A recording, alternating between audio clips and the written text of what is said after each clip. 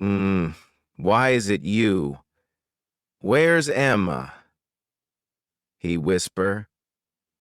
Julia froze, unable to meet his eyes.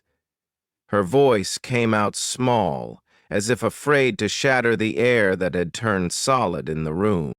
She couldn't come.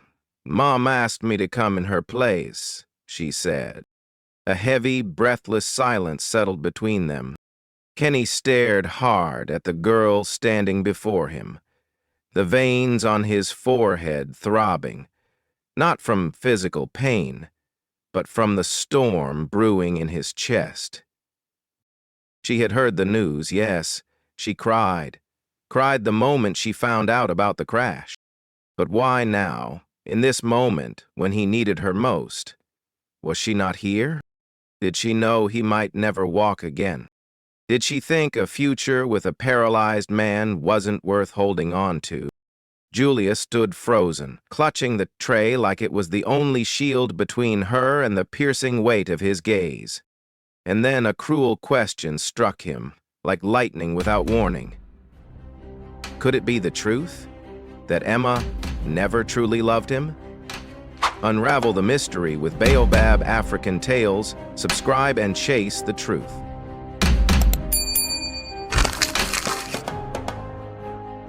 The brilliant shimmer of the crystal chandelier danced off sparkling wine glasses. Soft, classical music weaved through the clinks of cutlery, polite laughter, and lavish toasts. It was the 30th anniversary gala of Donald Group, one of the largest real estate conglomerates in Africa. The elite had gathered in Lagos from all corners of the continent. Everyone was dressed in their finest, speaking in composed, refined tones, casually discussing multi-million-dollar deals like they were everyday errands. Among the crowd, Kenny Donald, the sole heir to the Donald Group, entered to a quiet stir of admiration. At 30, he was a media darling, wealthy, refined, with a strong, masculine face and cool, captivating eyes. He was every woman's dream man, and more importantly, still unattached. Yet few knew he had once been betrayed by the woman he thought would be his forever. Deep inside, Kenny still longed to be loved for who he was, not for the Donald name, nor the fortune attached to it. By his side stood his father, Chief Donald, a tall, broad-shouldered man with deep brown skin and a smile carved by years of storms. They were taking turns greeting the company's most important partners. Among those, they gave special attention to Mr. Bernard Owolabi, CEO of the supermarket chain Owolabi Mart, a long-standing business ally and a trusted friend. Bernard was a man of wisdom and quiet strength, the kind whose presence alone invited respect. Accompanying him were his wife Patricia and their two daughters, Emma and Julia. Emma was impossible to ignore, with her softly curled hair, radiant skin glowing under a fitted red dress, and crimson lips that smiled with practiced charm. Julia, by contrast, blended into the background. She wore a simple navy blue dress, her hair in a neat low bun, and stood behind a large column with a glass of orange juice in hand. No one noticed her, and she seemed perfectly content not to be noticed. Their family hadn't started from pure love, but from the alignment of life's circumstances.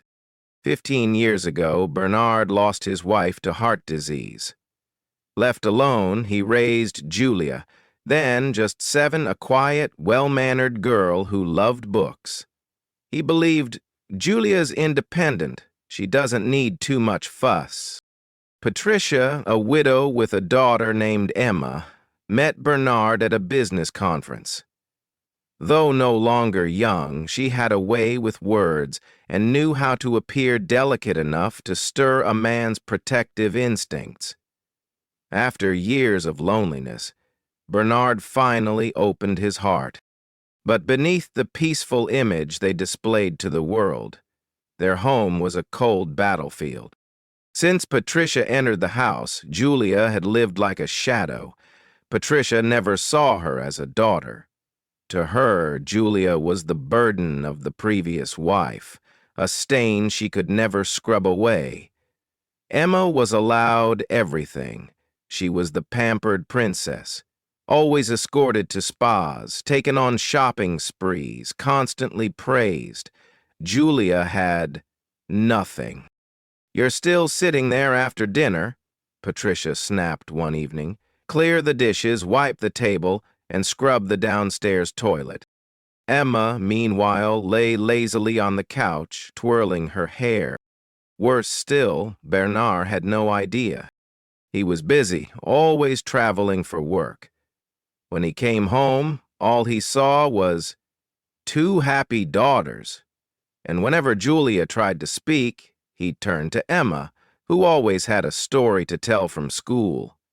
Over time, Julia learned to keep quiet. Bernard truly loved his daughter. He once planned to send her abroad to study in the UK, just like his best friend's children. But Patricia had gently dissuaded him. "She's too timid for life out there," she said, holding his hand tenderly. "Let her stay close. I'll take care of her." That care turned out to be years of silent suffering. Julia became little more than a maid in her own home. Patricia warned her, "You're just the daughter of his dead wife.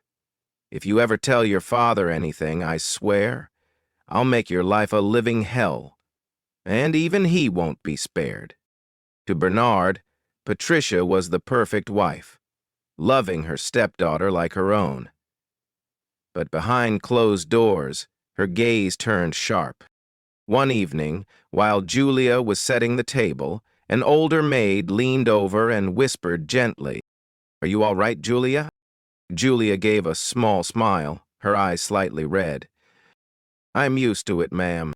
She held on to the words her real mother once told her. "No matter how people treat you, never let them turn you into someone you're not. It's hard to be good, but you'll never have to be ashamed of who you are." Meanwhile, Emma was taught something else. Men like Bernard are lottery tickets. You just need to be pretty and smart and you'll marry rich. That's the whole point. As for that other girl, let her stay in your shadow. That night, Patricia saw her golden opportunity. The gala of Chief Donald, a key business ally and father to Kenny, the most eligible bachelor in Lagos. "Oh, Chief Donald, what a joy to see you again. Emma keeps saying no one in this city carries himself like your son Kenny," she said warmly. Donald nodded politely. Patricia then gently nudged Emma forward. "Emma, why don't you show Kenny the rooftop? The sunset view is simply breathtaking." Emma smiled like early spring. Kenny, despite his worldliness, was immediately drawn to her charm. From a distance, Julia watched like always. From behind the scenes, like an extra in a play where she had no lines. Not envious, not bitter, just quietly savoring her moment of peace. Kenny glanced her way briefly, something in her eyes, a sadness. But Emma's laughter pulled him back. That night, back home, Emma sat brushing her hair in front of the mirror. Patricia entered, smiling with quiet calculation. "You know what you need to do. Kenny isn't just love. He's our future. If he marries you, we'll live like queens." Emma squinted, smiling smugly. "Don't worry, Mom. Men like him just need a little charm and perfect timing." She paused. "But what about Julia?" "Her?" Patricia scoffed. "She'll be setting tables for your wedding. Don't worry. That girl was born to serve you." Downstairs, Julia washed the last of the glasses. Soap clung to a scratch on her finger, making her wince. Outside the kitchen window, the moonlight fell quietly on the garden. She looked up, exhaled softly. "I miss you, Mama." She didn't speak the words aloud, but deep inside, she did. And from that night on, destiny began to turn.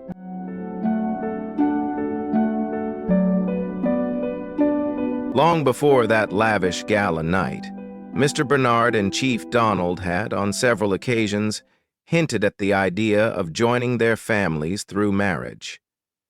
Both men were seasoned businessmen who understood that a good union could solidify the already strong partnership between their two powerful empires. Emma, with her striking beauty and soft-spoken manner, especially in front of elders, quickly made a lasting impression on Chief Donald. Patricia, meanwhile, made no effort to hide her ambitions. One evening, as she and her husband sipped tea on the balcony, she spoke frankly. "I raised Emma so that one day she would have a position of power.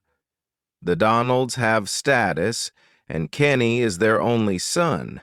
If our daughter can marry into that family, wouldn't that be a great blessing for all of us?"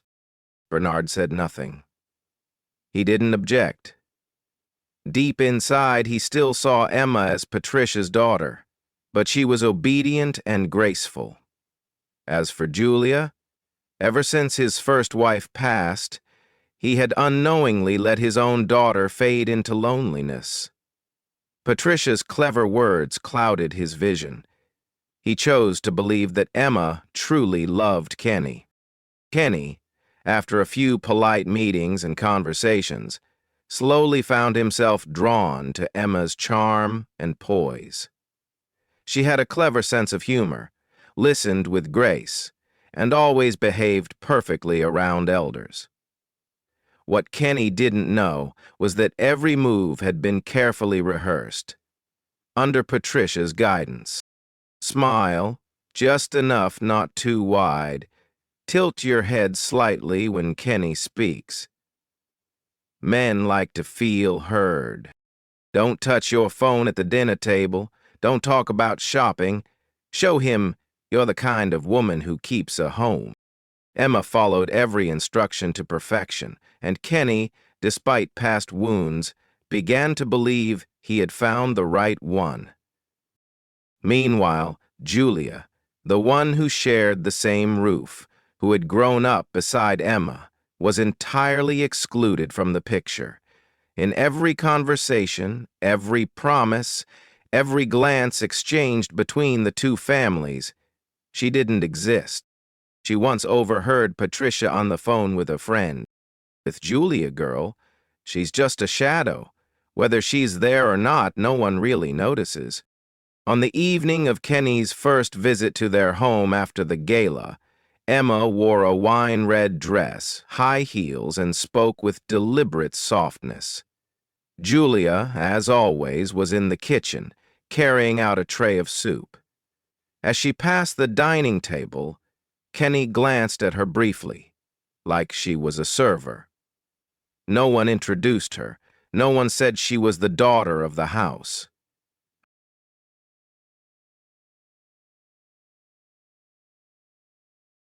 After dinner at the Owolabi home, Kenny drove back with a storm of thoughts. Emma was perfect.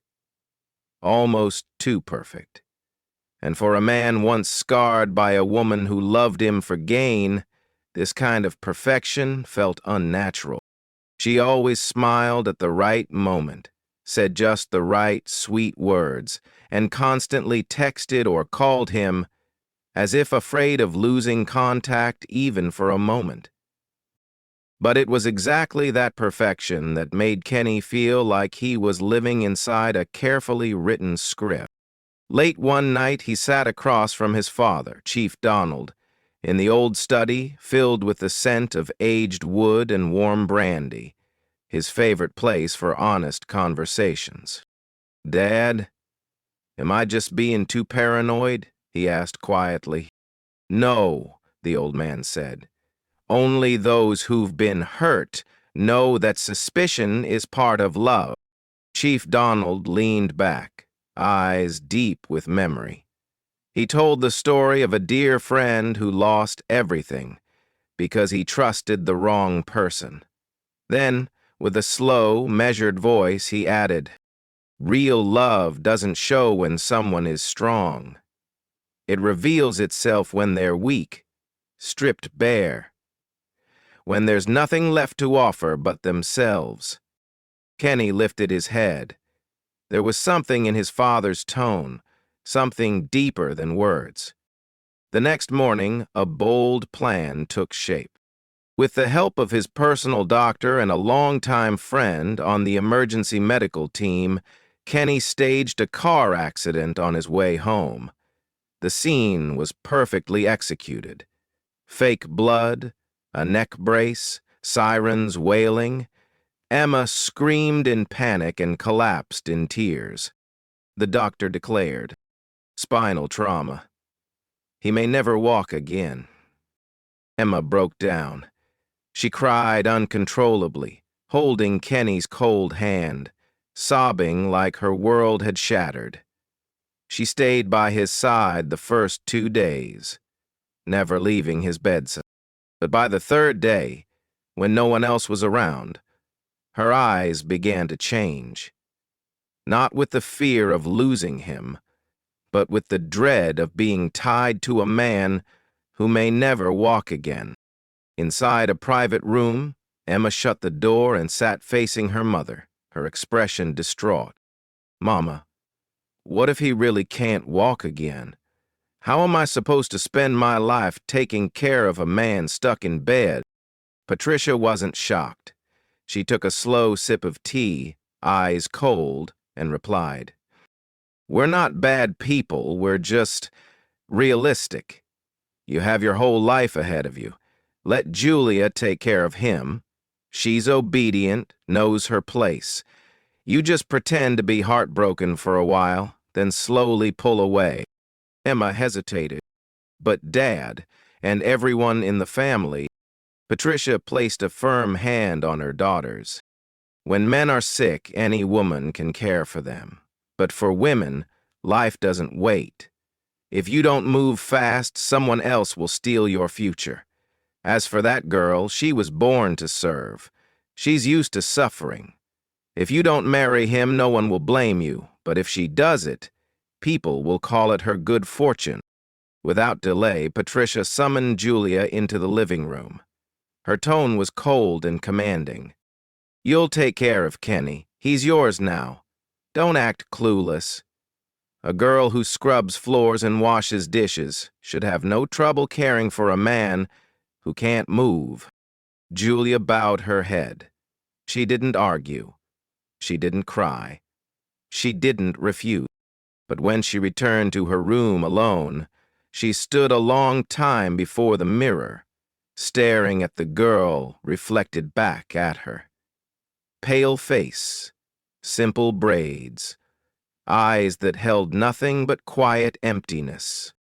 The next day, Emma entered Kenny's hospital room with a glass of orange juice in hand. She sat beside him, smiling sweetly. "Maybe you should let Julia stay and take care of you. I'm afraid I'll only be a burden." Kenny said nothing. He stared at her. The same woman who once swore she'd love him whether he had everything or nothing.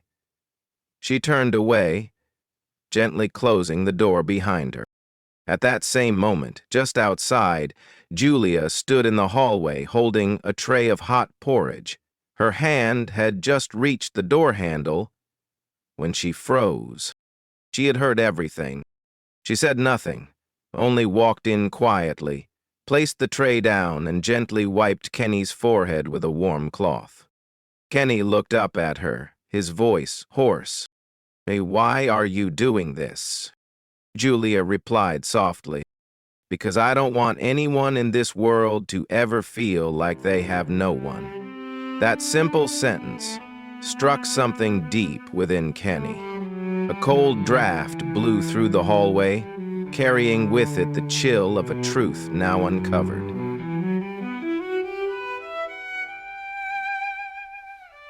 Emma disappeared quietly. She didn't say goodbye.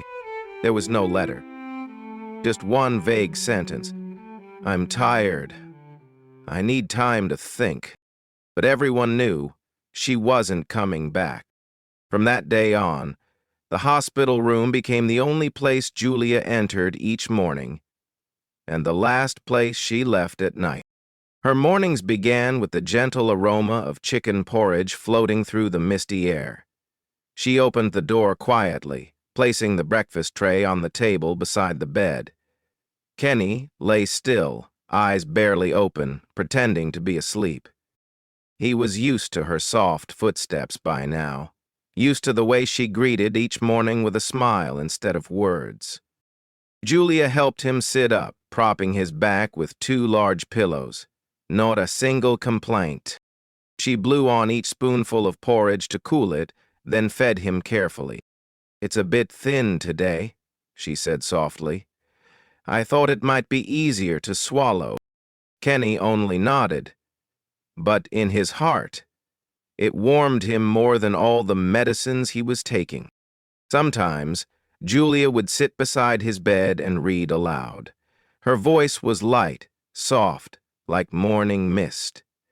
Kenny listened, not so much for the story, but for her gentle laugh whenever a character did something silly.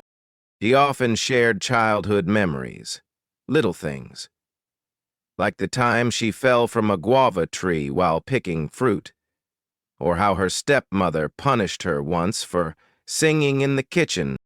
Her stories were sad, but her voice wasn't, light as drifting clouds, no bitterness, no blame, as if she were talking about someone else's life. At first, Kenny barely reacted. He watched Julia with empty eyes. The same girl who had once been no more than a quiet shadow at a party. Now the only person beside him every single day. Slowly, that emptiness began to crack. One evening, Kenny couldn't sleep. He lay in bed, eyes open, watching the soft glow of the night lamp cast warm light on Julia's hair as she folded clothes in the corner. Julia, he called. She turned. Yes. Why are you doing all this? He looked her straight in the eyes. Taking care of me like this. Don't you get tired? Why choose to care for someone like me, someone who has nothing now? Julia didn't answer right away. She quietly sat down beside him, the towel still half folded in her hands. I'm not sure, she whispered. Maybe it's because I've always felt like the one left behind, even in my own father's house. Her eyes lowered, her voice softened. When my mother died, I thought things would be hard, but I never imagined they'd be that hard. I was ordered around, scolded, hit, like a stranger in my own home. But I didn't want to become like them. I didn't want to live believing that someone doesn't deserve love just because they're not perfect. She looked up. Her eyes shimmered gently in the dim light. If someone, even a stranger, needs help and I can do something, I will. Not because I have to, but because I don't want anyone in this world to feel unworthy of love. Kenny had no words. His heart slowed, like something deep inside had been struck. A silent awakening, like a needle finding an old scar. From that night on, Kenny began to notice more. He noticed the way Julia always checked the room's temperature, the way she poured tea with both hands, the way she rested her palm gently on his shoulder before giving a massage, like she was afraid to hurt him. He noticed the way she sighed while washing dishes, the distant sadness in her eyes as she looked out the window, and the way it vanished the moment she saw he was awake, replaced by a soft, familiar smile. One time, as she changed his bed sheets, Kenny murmured, "You take care of me, like I'm the only family you have left." Julia paused for just a second, then said gently, because I know what it feels like to be left behind. And if I can do something to make someone feel less alone, I want to do it. In the days that followed, Kenny asked more questions. About her mother, who died when Julia was only 5. About her childhood, washing clothes before she was even 10. About the time she was punished for talking to a boy at school, and the night she had to sleep on the porch because she broke a glass. Julia spoke in an even voice, like it was someone else's story, but each time, her hands tightened around whatever she was holding. I used to be angry at my father for leaving me with a woman who never loved me. But then, I understood. Adults have their own helplessness. I don't want to hate anyone. I don't want to carry bitterness into my sleep. Kenny turned his face away, but his eyes were wet. Julia didn't know that every word she spoke, every small thing she did, was healing the wounds inside this man, quietly, honestly, and just like that, something began to grow in Kenny's heart. Not flashy, not loud, like a seed that had been asleep for years, now touched by its first morning light. And in that stillness, he began to wait for the sound of her footsteps each morning. Lately, Kenny had grown calmer, but Chief Donald, his father, could still see something unresolved in his son's eyes, a lingering trace of doubt, a quiet regret that hadn't yet found a name. One afternoon, he called Kenny out to the balcony where the bougainvillea still bloomed in silence, just like they had all those years ago. "My son, I know what you're thinking." Kenny looked at him. "Do you think I still love her? I'm not talking about Julia." He took a sip of tea, then continued. "I'm talking about Emma. If there's still something unsettled in your heart, clear it up, just once more, before you make a choice that can't be undone." Kenny said nothing. He looked quietly at his father, eyes steady, dark with thought. After a sleepless night, the next morning he asked the driver to prepare the car. He wore a simple, neat shirt, but the brightness on his face was gone. He sat in the wheelchair, pushing the wheels himself, as if the test still wasn't over. The house where Emma and her mother lived was still elegant, still quiet, but something about it felt hollow.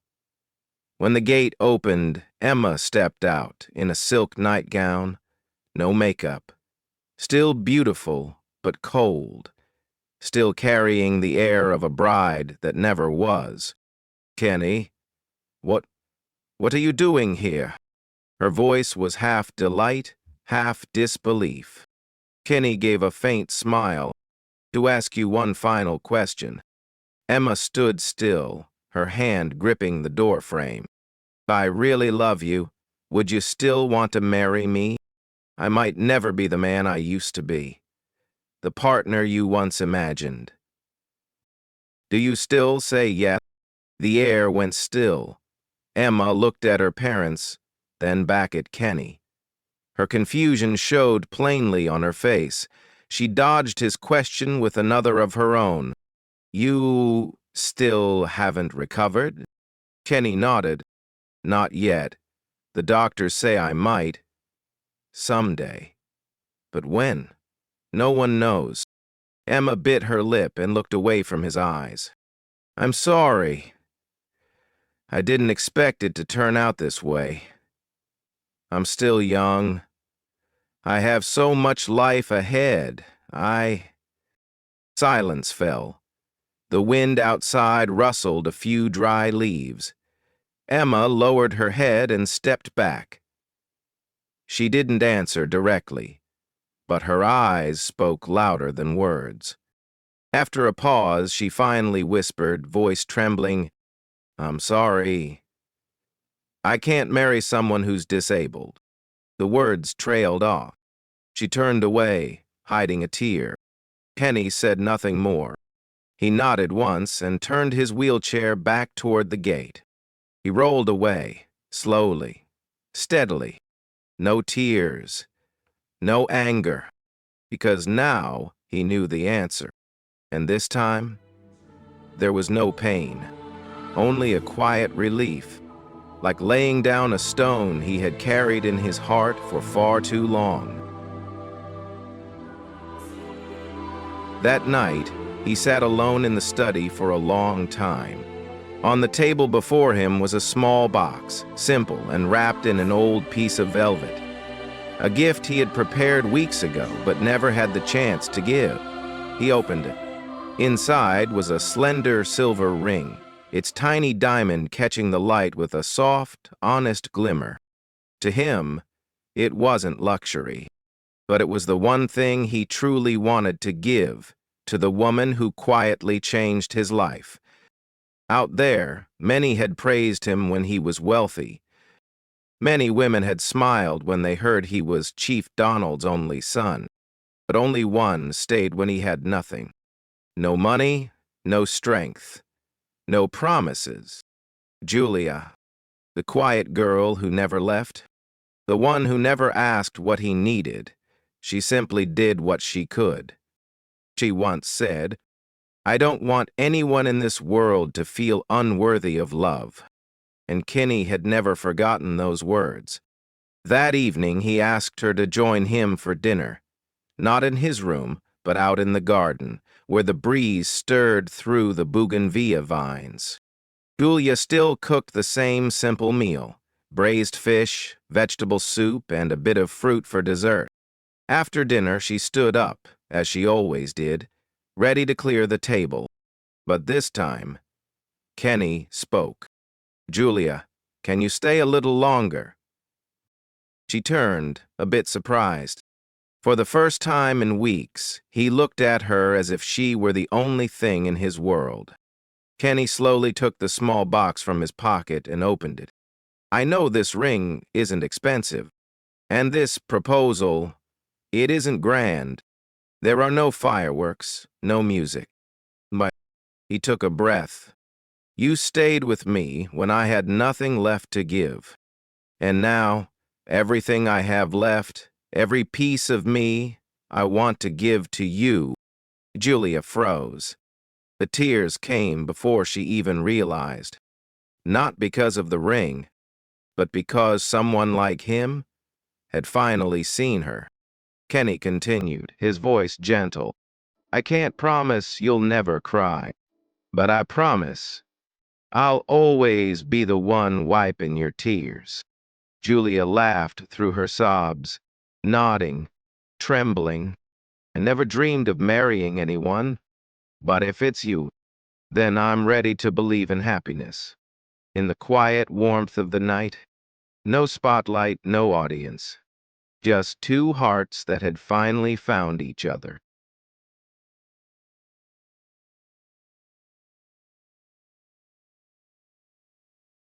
One month after the quiet but deeply moving proposal, Kenny decided to host a small garden party behind the family villa.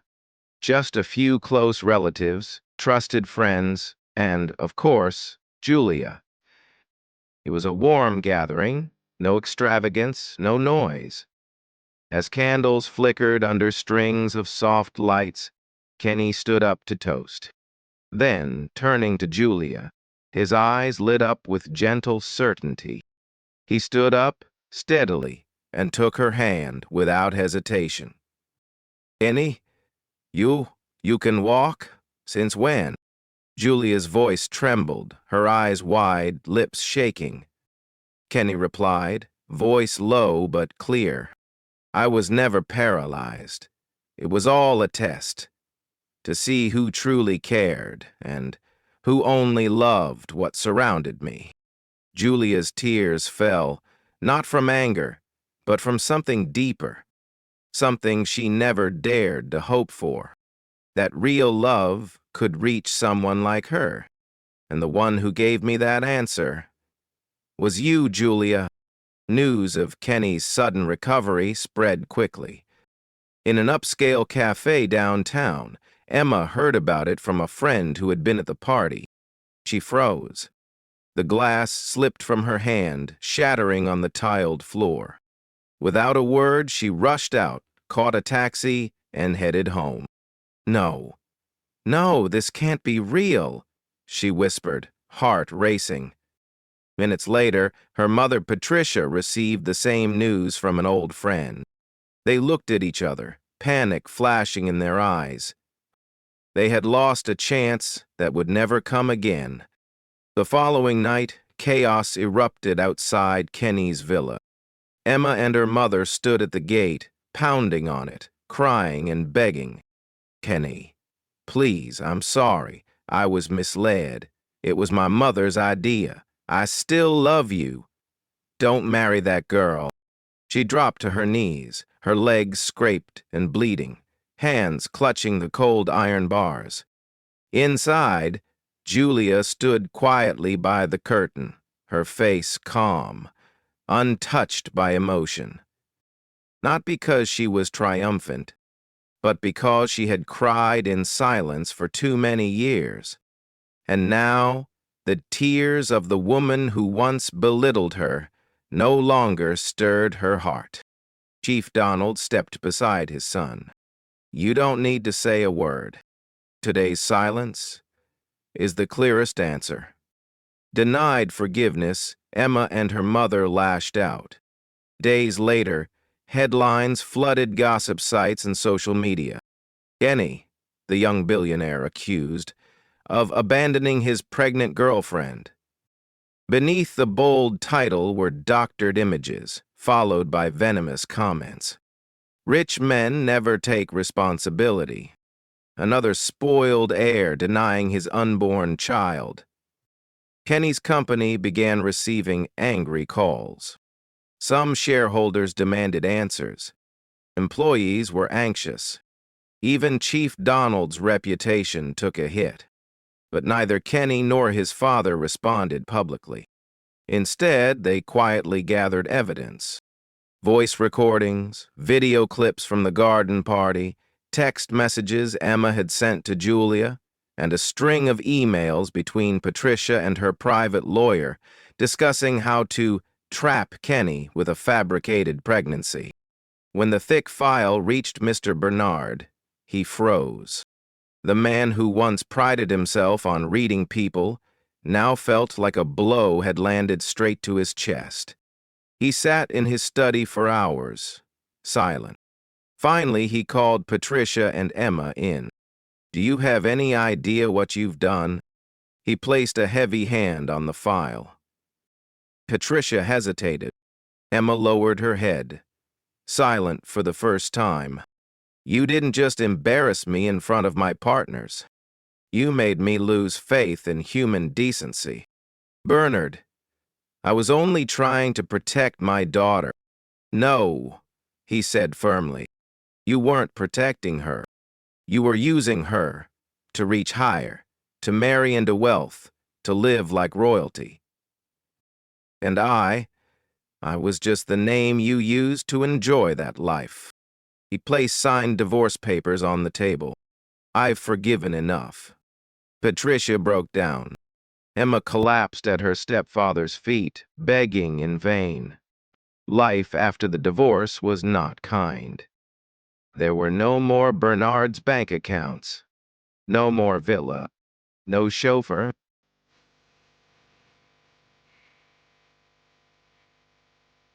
As twilight settled over the city, Emma sat by the window of a small rented apartment on the city's outskirts, knees drawn to her chest. The sound of traffic outside no longer bothered her like it used to. In her hands was an old photo, her and Kenny at that first gala, his eyes back then warm and sincere. It was you, Mama. You told me to fake everything, just to marry a rich man. Emma's voice cracked. She hiccuped, a tear landing on the photo frame, its silver trim now peeling with time. And look at me now. I've lost everything. He's gone, My dignity is gone. No one looks at me like I'm a princess anymore." She turned to her mother, her voice choking on the words. Patricia didn't respond. She just sat still, her eyes vacant. The face she once pampered daily was now gaunt, the makeup long gone. Her stare was empty, as if she'd lost herself along with the fortune she once flaunted. She had lost her husband, the only man who had loved and tolerated her. Lost her reputation after being exposed in front of every business partner, and now she had lost her daughter, too. Not because Emma walked away, but because there was nothing left between them but bitterness and blame. "We had everything once, Mama. How did it come to this?" Emma whispered, not even sure who she was asking. Meanwhile, in the lush hills just outside the city, a wedding was taking place. Not loud, not lavish, but full of life. Kenny and Julia exchanged vows in the same garden where they once talked, laughed, and quietly healed each other. No extravagant dress, no A-list guests. Just people who truly mattered, and eyes filled with quiet joy. Julia wore a gorgeous wedding dress. Her hair was tied in a soft bun, adorned with a deep red rose. A gift from Kenny on the very first day she cared for him. Kenny waited for her beneath a floral arch, his gaze no longer wounded or hesitant, only sure, a certainty he had never felt with anyone else before. As Julia stepped forward, he took her hand and said, "You stayed when I had nothing, and now I want you beside me as I rebuild everything." Chief Donald, standing just a few steps away, his eyes glistening with pride, turned to his longtime friend and said, "A woman who doesn't walk away when you have nothing is the only one worthy of standing by you when you have everything." Mr. Bernard was there too. Though no longer Emma's father, he knew. Julia was the daughter he had once failed to see. That day, he stood quietly in the back, watching Julia with the eyes of a true father. And when he wiped away a tear, it wasn't from sadness, but because, for the first time, he saw his daughter being truly loved. Life is full of sweet promises and grand weddings, but time and hardship always reveal the truth. Who loves you for who you are, and who only loves what you have.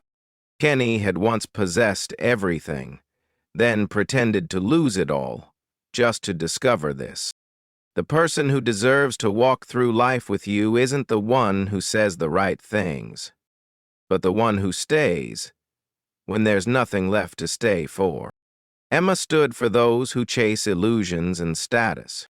Julia embodied quiet kindness, unassuming, unseen, but powerful enough to heal and transform a heart. This story reminds us true love isn't found when everything's perfect.